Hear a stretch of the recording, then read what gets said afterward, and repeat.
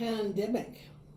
We're in the middle of a pandemic, which is a pretty new experience for most of us, and we're not sure what to do about it. I've brought a history to share with you of pandemics that we have known about in the written history of the world, and I think that you might find it interesting to see how they are like or unlike each other. Just as there are many ways for microbes to infect a body, there are many ways for epidemics to affect the body politic. And the title of this essay by Elizabeth Kolbert is The Spread. And she wants to explore how pandemics shape history. What's often referred to as the first pandemic began in the city of Pelusium near modern-day Port Said in northeastern Egypt in the year 541. According to the historian Procopius, who was alive at the time, the pestilence spread both west toward Alexandria and east toward Palestine. Then it kept on going. In his view, it seemed to move almost consciously, quote, as if fearing lest some corner of the earth might escape it. The earliest symptom of the pestilence was fever. Often Procopius observed this was so mild that it did not afford any suspicion of danger, but within a few days, victims developed the classic symptoms of bubonic plague, which are lumps or buboes in their groin and under their arms. The suffering at that point was terrible. Some people went into a coma, others into violent delirium. Many vomited blood. Those who attended to the sick were in a state of constant exhaustion, Procopius noted. For this reason, everybody pitied them, and no less than the sufferers. No one could predict who was going to perish and who would pull through. In early 542, the plague struck Constantinople. At that time, the city was the capital of the Eastern Roman Empire, which was led by the Emperor Justinian, one of the greatest statesmen who ever lived. Another historian described the first part of his reign, he ruled for almost 40 years, as a flurry of action virtually unparalleled in Roman history. In the 15 years before the pestilence reached the capital, Justinian codified Roman law, made peace with the Persians, overhauled the Eastern Empire's fiscal administration, and built the Hagia Sophia. As the plague raged, it fell to Justinian, in Procopius' words, to make provision for the trouble. The emperor paid for the bodies of the abandoned and the destitute to be buried. Even so, it was impossible to keep up. The death toll was too high. Procopius thought it reached more than 10,000 a day, though no one is sure if this is accurate. John of Ephesus, another contemporary of Justinian, wrote that nobody would go out of doors without a tag upon which his name was written in case he was suddenly stricken. Eventually, bodies were just tossed into fortifications at the edge of the city. The plague hit the powerless and the powerful alike. Justinian himself contracted it. Among the lucky, he survived. His rule, however, never really recovered.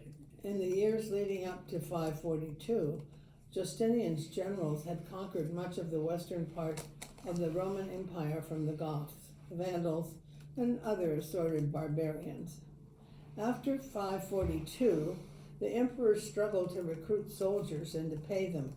The territories that his generals had subdued began to revolt. The plague reached the city of Rome in 543 and seemed to have made it all the way to Britain by 544. It broke out again in Constantinople in 558, a third time in 573, and yet again in 586. The Justinianic plague, as it became known, didn't burn itself out until 750. But that point there was a new world order. A powerful new religion, Islam, had arisen, and its followers ruled territory that included a great deal of what had been Justinian's empire, along with the Arabian Peninsula. Much of Western Europe, however, had come under the control of the Franks. Rome had been reduced to about 30,000 people, roughly the population of a present-day city in Long Island. Was the pestilence partly responsible? If so, history is written not only by men, but also by microbes. Just as there are many ways for microbes to infect a body, there are many ways for epidemics to play out in the body politic.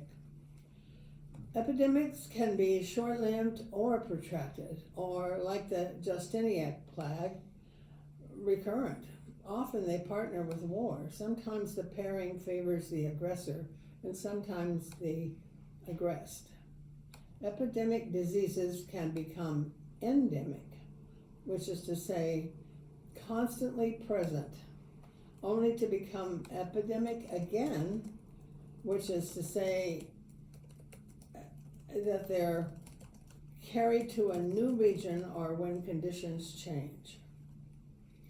To this last category belongs smallpox, dubbed the speckled monster, which may have killed more than 1 billion people before it was eradicated in the mid-20th century. No one knows exactly where smallpox originated. The virus, part of the genus that includes cowpox, camelpox, and monkeypox, is believed to have first infected humans about the time that people began domesticating animals. Signs of smallpox have been found in Egyptian mummies, including Ramses V, who died in 1157 BC, and the Romans seem to have picked up the pox near present-day Baghdad when they went to fight one of their many enemies, the Parthians, in 162. The Roman physician Galen reported that those who came down with the new disease suffered a rash that was ulcerated in most cases and totally dry. The epidemic is sometimes referred to as the Plague of Galen. Marcus Aurelius, the last of the so-called 5 good emperors, who died in 180, may also have been a smallpox victim. By the 15th century, as Joshua Loomis reports in Epidemics, smallpox had become endemic throughout Europe and Asia, meaning that most people were probably exposed to it at some point in their lives. Overall, the fatality rate was a terrifying 30%. But among young children, it was much higher, more than 90% in some places. Loomis, who was a professor of biology at East Stroudsburg University, writes that the danger was so grave that parents would commonly wait to name their children till after they had survived smallpox. Anyone who made it through acquired permanent immunity, though many were left blind or horribly scarred. This dynamic meant that every generation or so there was a major outbreak, as the number of people who had managed to avoid getting infected as children slowly rose. It also meant, as Loomis rather cavalierly observes, that Europeans enjoyed a major advantage as they began exploring distant lands and interacting with native populations. Alfred W. Crosby, the historian who coined the phrase the Columbian Exchange, also coined the term virgin soil epidemic, defined as one in which the populations at risk have had no previous contact with the disease that strikes them and are therefore immunologically almost defenseless. The first virgin soil epidemic in the Americas, or to use another one of Crosby's formulations, the first New World pandemic, began toward the end of 1518. That year, someone, presumably from Spain, carried smallpox to Hispaniola. This was a quarter of a century after Columbus had run aground on the island, and the native Taino population had already been much reduced. The speckled monster laid waste to those who remained. Two friars, writing to the King of Spain, Charles I, in early 1519, reported that a third of the island's inhabitants were stricken.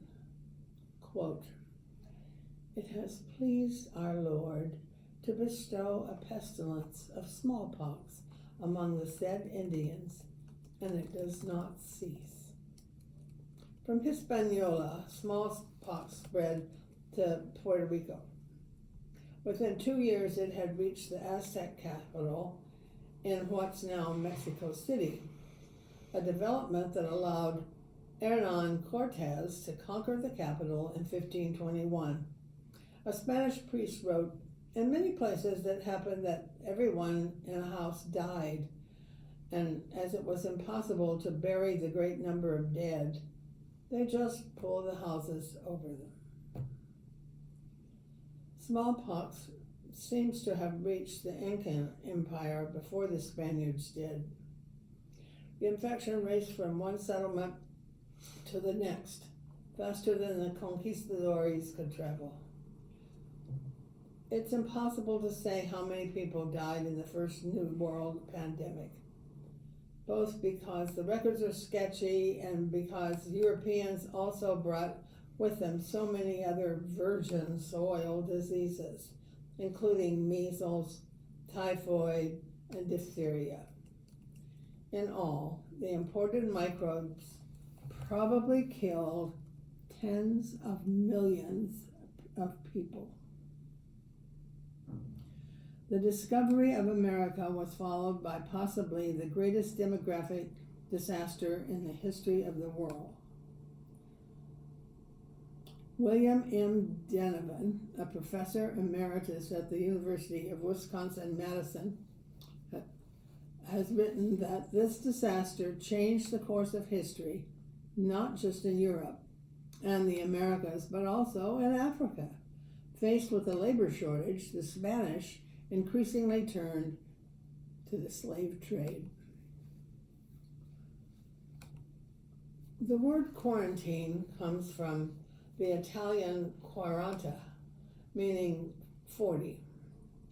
As Frank M. Snowden explains in Epidemics and Society, the practice of quarantine originated long before people understood what exactly they were trying to contain, and the period of 40 days was chosen not for medical reasons, but for scriptural ones, as both the Old and New Testaments make multiple references to the number 40 in the context of purification. The 40 days and 40 nights of the flood in Genesis, 40 years the Israelites wandered in the wilderness, and the 40 days of Lent. The earliest formal quarantines were a response to the Black Death, which between 1347 and 1351 killed something like a third of Europe and ushered in what's become known as the Second Plague Pandemic. As with the first, the second pandemic worked its havoc fitfully. Plague would spread, then abate, and then flare up again. During one such flare-up in the 15th century, the Venetians erected lazarettos, or isolation wards, on outlying islands where they forced arriving ships to dock. The Venetians believed that by airing out the ships, they were dissipating plague-causing vapors. If the theory was off base, the results were still salubrious. 40 days gave the plague time enough to kill infected rats and sailors. Snowden, a professor emeritus at Yale, calls such measures one of the first forms of institutionalized public health and argues that they helped legitimize the accretion of power by the modern state. There's a good deal of debate about why the second pandemic finally ended. One of the last major outbreaks in Europe occurred in Marseille in 1720. But whatever efforts at control were effective or not, they often provoked, as Snowden puts it, evasion, resistance, and riot.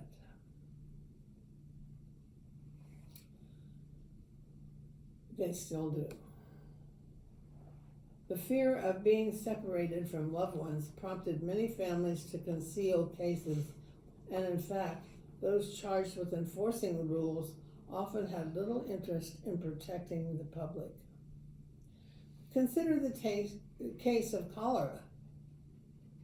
In the ranks of dread diseases, cholera might come in third, after the plague and smallpox. Cholera is caused by a comma-shaped bacterium, Vibrio cholerae, and for most of human history, it was restricted to the Ganges Delta. Then, in the 1800s, steamships and colonialism sent Vibrio cholerae traveling. The first cholera pandemic broke out in 1817 near Calcutta. It moved overland to modern-day Thailand and by ship to Oman, where it was carried down to Zanzibar. The second cholera pandemic began in 1829, once again in India. It wound its way through Russia into Europe and from there to the United States. In contrast to plague and smallpox, which made few class distinctions, cholera, which is spread via contaminated food or water, is primarily a disease of urban slums. When the second pandemic struck Russia, Tsar Nicholas I established strict quarantines.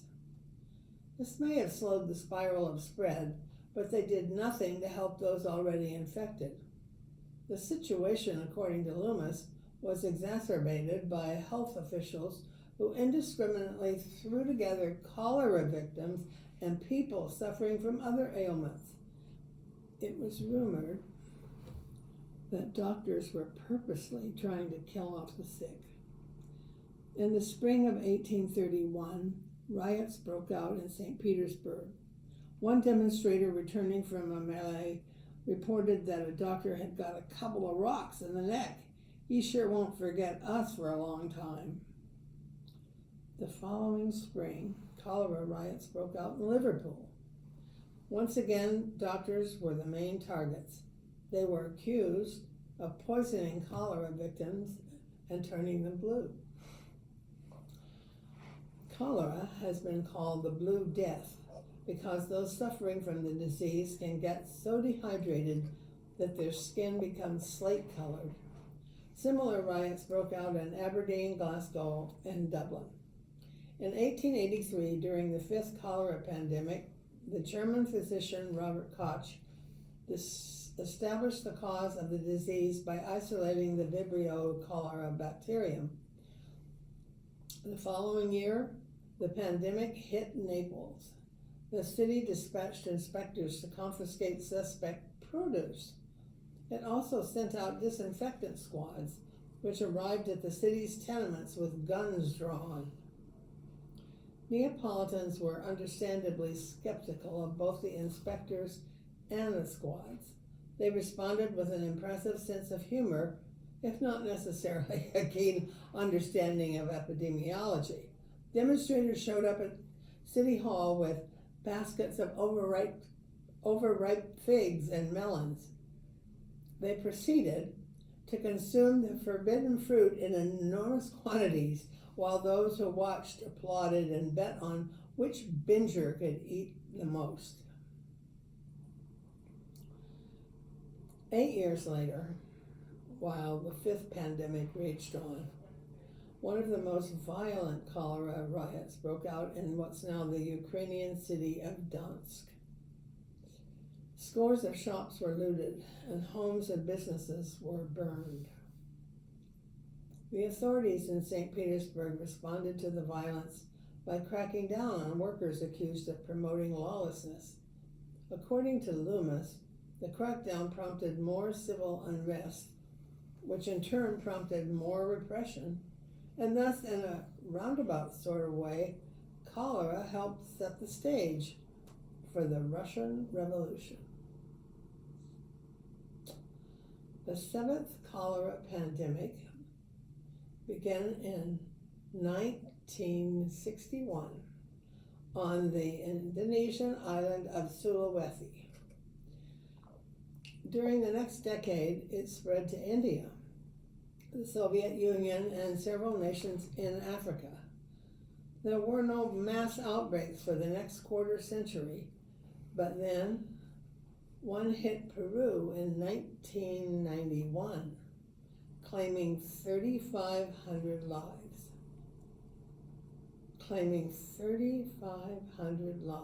Another outbreak in what is now the Democratic Republic of the Congo in 1994 claimed 12,000.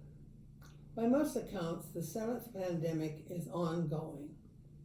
In October 2010, cholera broke out in rural Haiti, then quickly spread to Port-au-Prince and other major cities. This was 9 months after a magnitude 7.0 earthquake had devastated the country.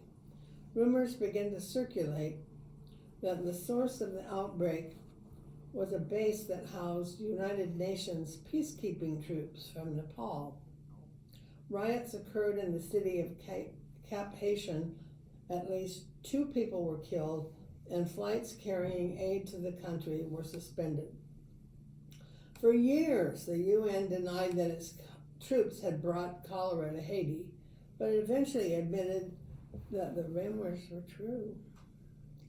Since the outbreak began, 800,000 Haitians have been sickened and nearly 10,000 have died. 800,000. Epidemics are, by their very nature, divisive. The neighbor you might in better times turn to for help becomes a possible source of infection. The rituals of daily life become opportunities for transmission. The authorities enforcing quarantine become agents of oppression. Time and time again throughout history, people have blamed outsiders for outbreaks. On occasion, as in the case of the UN peacekeeping troops, they've been right. Snowden recounts the story of what happened to the Jews of Strasbourg during the Black Death. Local officials decided that they were responsible for the pestilence. The Jews had, it was said, poisoned the wells and offered them a choice: convert or die. Half opted for the former. On February 14th, 1349, the rest were rounded up, taken to the Jewish cemetery, and burned alive. Pope Clement VI issued papal bulls pointing out that Jews too were dying from the plague and that it wouldn't make sense for them to poison themselves. This doesn't seem to have made much difference. In 1349, Jewish communities in Frankfurt, Mainz, and Cologne were wiped out. To escape the violence, Jews migrated en masse to Poland and Russia, permanently altering the demography of Europe. Whenever disaster strikes, like right about now, it's tempting to look to the past for guidance on what to do, or alternatively, what not to do. It has been almost 1,500 years since the Justinian plague, and what with plague, smallpox, measles, cholera, influenza, malaria, and typhus, there are an number of epidemics to reflect on. The trouble is that for all the common patterns that emerge, there are at least as many confounding variations. During the cholera riots, people blamed not outsiders, but insiders. It was doctors and government officials who were targeted. Smallpox helped the Spanish conquer the Aztec and Incan empires, but other diseases helped defeat colonial powers. During the Haitian Revolution, for example, Napoleon tried to retake the French colony in 1802 with some 50,000 men. So many of his soldiers died from yellow fever that after a year he gave up on the attempt and also decided to sell the Louisiana Territory to the Americans. Even the mathematics of outbreaks varies dramatically from case to case. As Adam Kucharski, a professor at the London School of Hygiene and Tropical Medicine, points out, the differences depend on such factors as the mode of transmission, the length of time an individual is contagious, and the social networks that each disease exploits. There's a saying in my field, if you've seen one pandemic, you've seen one pandemic. Among the first predictions about COVID-19 that it seems safe to make at this point is that it will become the subject of many histories of its own. So nobody ever did know what to do about pandemics, and we still don't. Wear your mask, wash your hands.